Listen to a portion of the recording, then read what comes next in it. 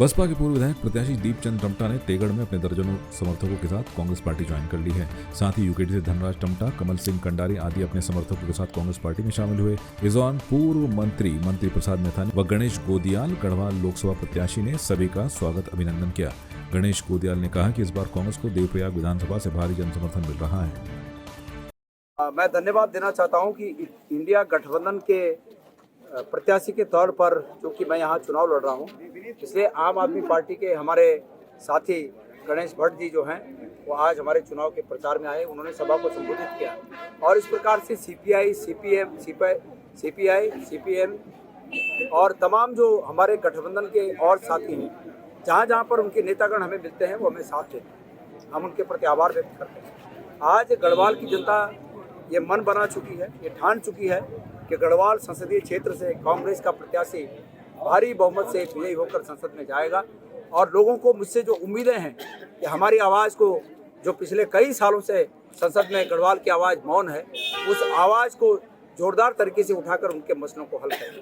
मैं परमेश्वर से प्रार्थना करता हूं कि परमेश्वर निश्चित रूप में मुझे सफलता देंगे। लोगों के आशीर्वाद मेरे साथ है, परमेश्वर मुझे सफलता देंगे और उनके मुद्दों को मैं उठाऊंगा।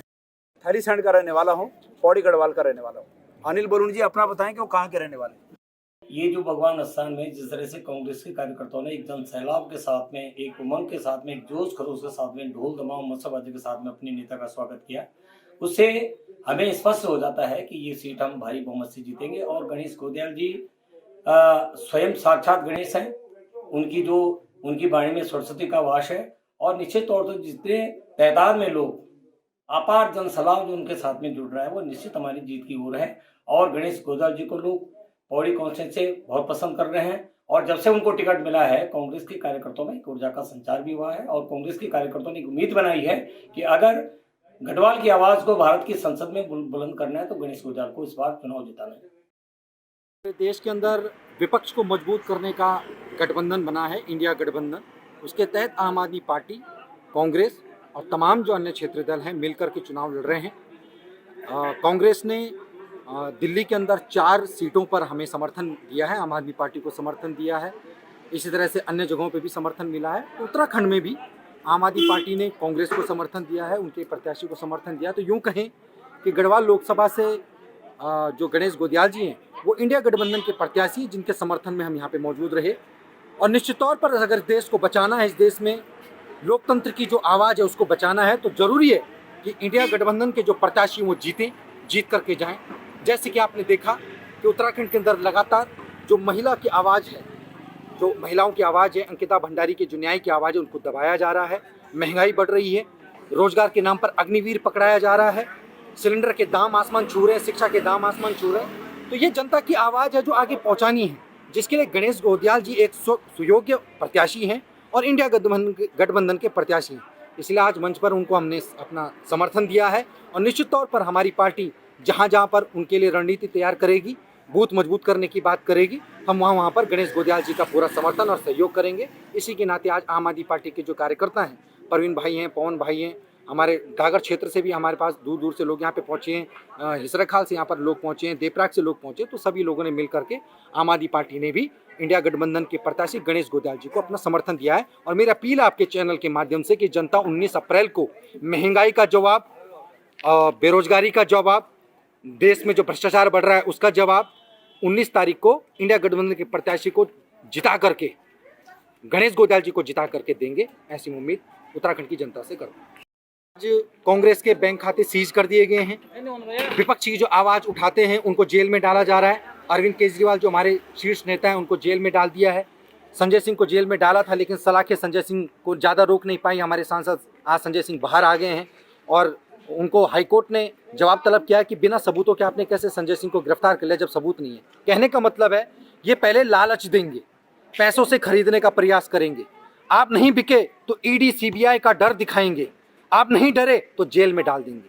हमारे नेता ने जेल जाना मुनासिब समझा, बिकना मुनासिब नहीं समझा। वरना तो कांग्रेस के कई विधायक रातों रात डर करके चले गए, कुछ बिक गए। हिमाचल के कांग्रेस के कुछ विधायक उत्तराखंड में आए, होटलों में ठहरे और बाद में भाजपा ने उनको अपना टिकट दे दिया इस चुनाव में। तो कहने का मतलब है पहले जो बिकेगा तो ठीक, नहीं तो उसके बाद उसको जेल में डाल देंगे। तो आज की डेट में हमारे गणेश गोदियाल जी हैं, उनके पास इतना पैसा नहीं है कि वो राष्ट्रीय मीडिया को खरीद सकें। राष्ट्रीय मीडिया तो इनकी भक्ति में लगा हुआ है, बीजेपी की भक्ति में लगा हुआ है।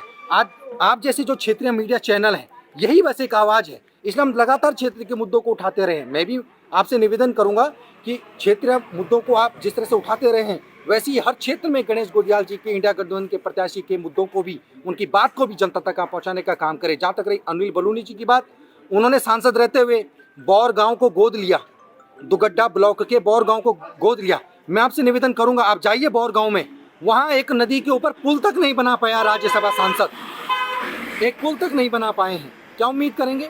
बौर गांव में जो गांववासी वो कह रहे हैं हमने आज तक अपने सांसद को नहीं देखा है। जिसने गोद लिए गांव में प्रवेश नहीं किया, वो लोकसभा जीतने के बाद 14 विधानसभाओं में क्या काम करेगा, इससे आप अंदाजा लगा सकते हैं। ज़्यादा क्या कहना है। विश्व प्रसिद्ध सरोवर नगरी नैनीताल में पर्यटक सीजन शुरू हो चुका है, लिहाजा पर्यटकों के आने का सिलसिला लगातार जारी है। उधर दूसरी तरफ पुलिस ने भी पर्यटकों को परेशानी न हो इसके लिए यातायात की व्यवस्था दुरुस्त रखने के लिए हल्द्वानी से नैनीताल तक सभी थाना चौकियों व यातायात पुलिस को विशेष एहतियात बरतने के निर्देश दिए हैं। देखिए, टूरिस्ट सीज़न शुरू हो गया है। पिछले 2 वीक से लगभग अच्छा खासा टूरिस्ट फ्लो हमने देखा है और चुनाव भी चल रहा है, तो सबसे पहले तो हम ये कोशिश कर रहे हैं कि जो चेकिंग फ्रेस जहाँ पे भी हो रही है वहाँ टूरिस्ट को ज़्यादा असुविधा नहीं हो, इसके लिए हमने निर्देश दिए गए हैं। साथ ही एक्स्ट्रा जो फोर्स है उसकी तैनाती भी हमने टूरिस्ट स्पॉट पे की है और जो हमारे CPO की और ट्रैफिक की जो टीमें हैं वो भी इसमें लगी हुई है। जल्दी हम जो है जैसे ही चुनाव संपादित होते हैं उसके बाद में जो है और भी जो है फोर्स है उसको हम टूरिस्ट सीजन के लिए डिप्लॉय करेंगे। 9 दिन से लापता फौजी की पत्नी का शव नाले किनारे पेड़ से लटका मिला है। शव बुरी तरह से सड़ चुका था और शरीर के कुछ हिस्सों को कुत्तों ने नोच लिया था। लापता होने के बाद से ही पुलिस उसकी तलाश कर रही थी। बुरी तरह सड़ी हालत में मिले शव की पहचान परिजनों ने कपड़ों से की है। गांजा में CNG क्रिकेट एरेना है, ग्राउंड के पीछे एक बेल का पेड़ है, सुनसान सी जगह है, इस पर एक महिला लटकी भी पाई गई थी। बच्चे जो खेल रहे हैं और बॉल गई होगी तो उन्होंने तब बॉडी को देखा, पुलिस को सूचना मिली और थाने की टीम भी आई है और मैंने भी अभी विज़िट किया है घटनास्थल। तो बॉडी कम से कम 7-8 दिन पुरानी लग रही है और जैसे कि थानाध्यक्ष ने बताया कि 26 तारीख को गुमशुदगी दर्ज थी एक महिला की, तो उस आधार पर उसके पति को बुलाया गया तो शिनाख्त हो चुकी है इसकी। प्रथम दृष्टया तो हैंगिंग का लगता है कि उसने सुसाइड किया होगा, बाकी पोस्टमार्टम रिपोर्ट से क्लियर होगा।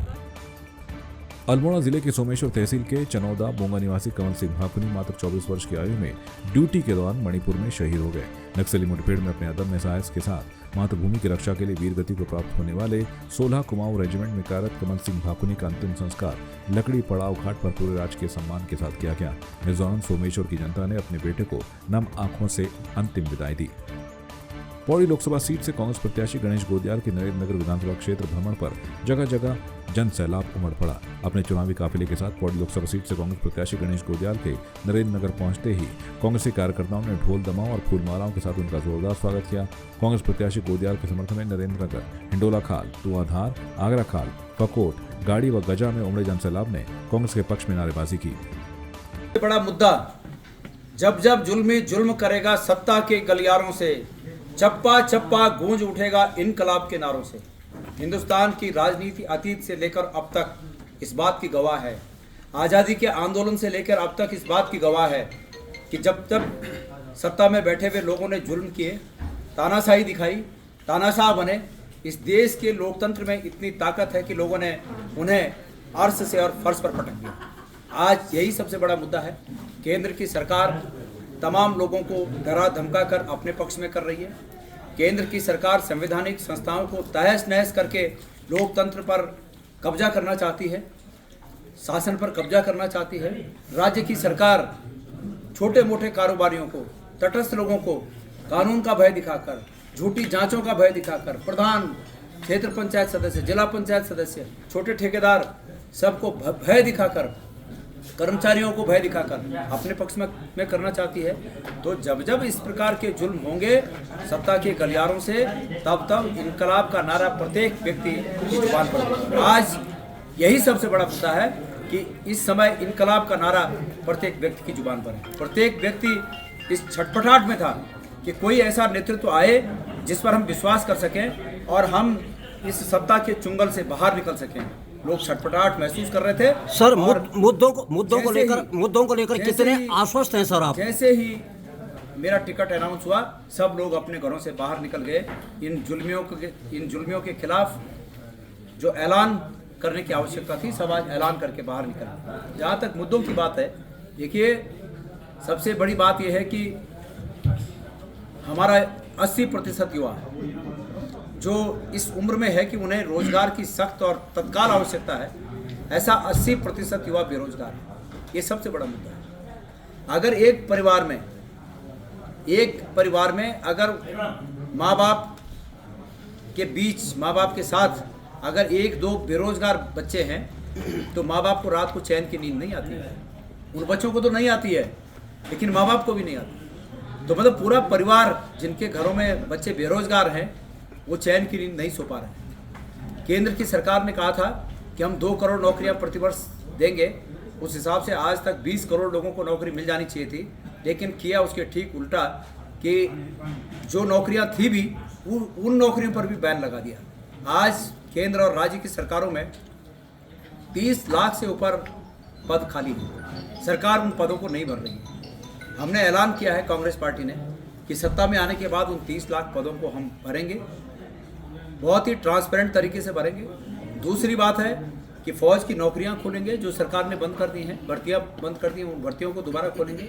और उसके बाद जो शिक्षित बेरोजगार बच जाएंगे उनको 1 साल की ट्रेनिंग दिलाकर हम प्रत्येक शिक्षित बेरोजगार को सेवायोजित करेंगे, उन्हें जॉब दिलाएंगे। ये हमारी गारंटी है। हमारी गारंटी है कि हम जो गरीब परिवार की महिलाएं हैं उनको 1 लाख रुपए प्रतिवर्ष समान राशि, यानी कि 8,300 रुपये प्रति माह समान राशि देंगे। ये हमारी गारंटी है। मैं जनता के बीच हूँ और मुझे ये महसूस हो रहा है कि जनता ने ये चुनाव अपने हाथ में ले लिया है।